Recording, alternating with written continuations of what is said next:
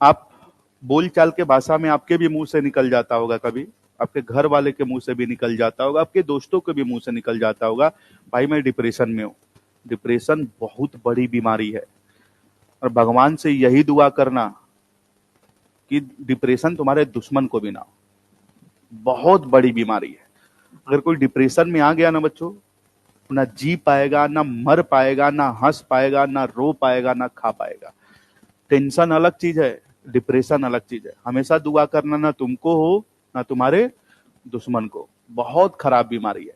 हमको लगेगा कि मर जाऊं, सुसाइड कर लूं, ये कर लूं, वो कर लूं, जब डिप्रेशन होता है। बहुत खराब बीमारी है ये, बहुत खराब बीमारी।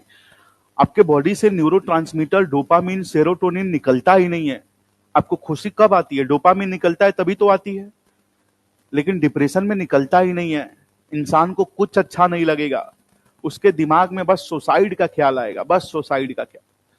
इतनी गंदी बीमारी है डिप्रेशन। समझ में आ रहा है? टेंशन तो छोटी सी बीमारी है, किसी बात को लेकर टेंशन हो गया, खत्म हो गया फिर। लेकिन डिप्रेशन बहुत बड़ी बीमारी है, जिसको आप बोलचाल के भाषा में एंजाइटी कहते हैं। बहुत बड़ी।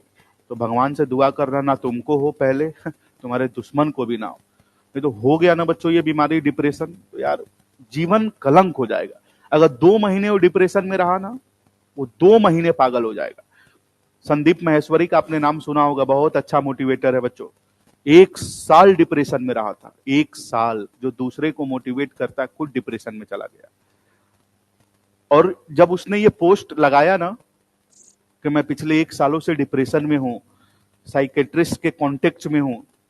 साइकेट्रिस्ट मतलब जो दिमाग के डॉक्टर होते हैं। तो उसी के कमेंट में मैंने देखा, एक साइकेट्रिस्ट कमेंट किया था कि मैं खुद डिप्रेशन में हूं। तो डिप्रेशन सोच के नहीं आती है। किसी बात को आप ज्यादा सोच लोगे ना, किसी भी बात को, तो हो जाएगा डिप्रेशन। लंबे समय तक सोच लोगे तो डिप्रेशन हो जाएगा, पक्का हो जाएगा। उसमें शरीर यूं गलता है, आपको समझ में भी नहीं आएगा। सोचिए, जो मोटिवेट करता है उसको डिप्रेशन हो गया, जो इसका इलाज करता है उसको डिप्रेशन हो गया, तो हम लोग किधर के हैं? इसलिए कभी आपको मुंह से गलती से भी नहीं निकालना है डिप्रेशन। समझ में आ रहा है? हिंदू धर्म में बच्चों ऐसा लिखा है कि 24 घंटे में एक बार आपके जीभ पे सरस्वती जी का वास होता है। मान के चलिए बोल रहे भाई डिप्रेशन में है, एक दिन भगवान सुन लिए तो लो डिप्रेशन दे दिए।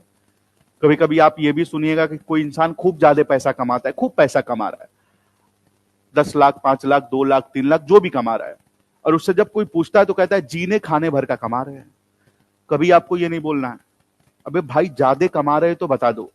आप बोल रहे हो जीने खाने भर का कमा रहा है, किसी दिन भगवान सुन लिए तो लो तुमको ऐसे जीवन जीने और खाने भर का ही देंगे। समझ में? कम कमा रहे हो 10,000, तो माहौल बनाने के लिए बोल दो भैया 2 लाख तनख्वाह है। लेकिन जब 2 लाख आप कमा ही रहे हो तो आप क्यों बोलोगे जीने खाने भर का? हमारे घर वाला भी हमको यही सजेस्ट करते हैं, किसी से कहो कि जीने खाने भर का, रोजी रोटी चल जाती है। उन सबका एक को बात नहीं मानते हैं, उन सबका एक भी बात नहीं मानते हैं, क्योंकि ये सब बायोलॉजी है ना। हम बायोलॉजी जानते हैं कि हमारे घर वाले जानते ही बता। उन सबका बतिया केवल मैं सुनता हूं, सुनकर अच्छा चलो कभी कभी जोक सुनने का मन कर लिया, सुन लिए, कोई रिप्लाई कुछ, बस ठीक है ठीक है। हमको करना तो अपना है, सुनो सबकी, सबकी सुनिए, करो अपनी। समझ में आ रहा? सुनना सबका है। ऐसा नहीं एक आया मैं आपसे बोला कि मैं आपको कुछ सुना, नहीं नहीं नहीं, सुनेंगे ही नहीं। सुन लीजिए, सुनने में क्या हुआ है? समझ में आ रहा? सुनिए सबकी, करिए अपनी। तो डिप्रेशन बहुत गंदी बीमारी है। दुआ करना तुम्हारे दुश्मन को भी ये बीमारी ना हो बच्चों।